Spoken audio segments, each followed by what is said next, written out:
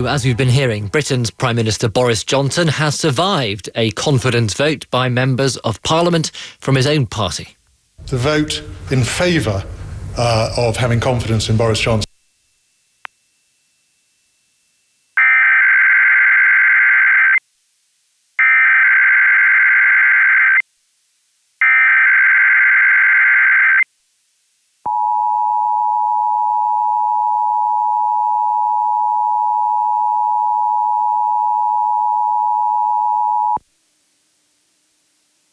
This is a test of the State of New York Emergency Alert System.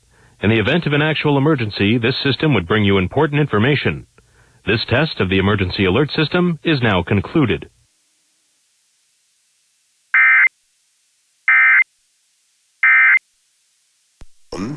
To unite and to focus on delivery, and that is exactly what we're going to do.